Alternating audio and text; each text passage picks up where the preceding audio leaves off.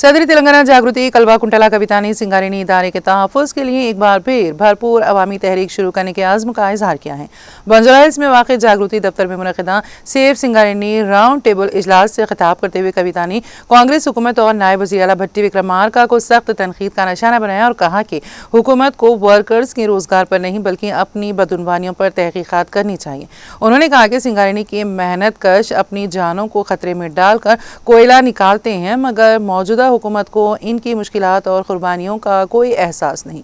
उन्होंने अफसोस का इजहार करते हुए कहा कि जिस इदारे ने मुश्किल हालात में हज़ारों ख़ानदानों को सहारा दिया, आज उसी के साथ नाइंसाफ़ी की जा रही है। कविता ने वाज़ेह किया कि माजी में हुकूमती पॉलिसी के तहत तकरीबन 20,000 अफराद को डिपेंडेंट बुनियादों पर मुलाजिमतें फराहम की गईं, जिससे हज़ारों ख़ानदानों को तहफ़्फ़ुज़ मिला, मगर अब उन्हीं तक़र्रुरात पर तहक़ीक़ात की बात करना सरासर नाइंसाफ़ी है।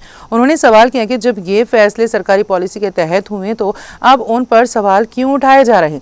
उन्होंने हुकूमत को चैलेंज करते हुए कहा कि अगर हिम्मत है तो ओबी कॉन्ट्रैक्ट्स, डीजल स्कैम्स और बदउनवान अफसरान और लीडरों के खिलाफ तहक़ीक़ात की जाएं।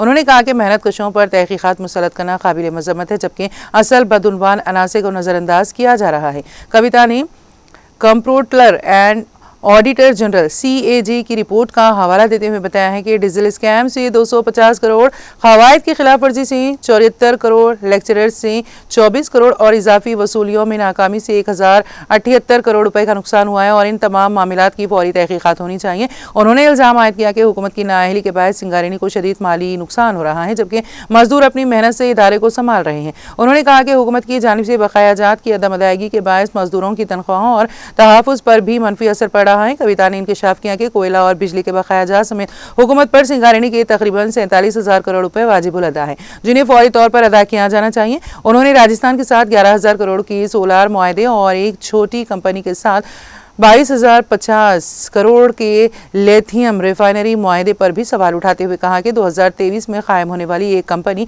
जिसकी आमदनी सिर्फ 27 लाख रुपए है, इसके साथ इतना बड़ा मुआहदा करना बदउनवानी की वाज़ेह मिसाल है।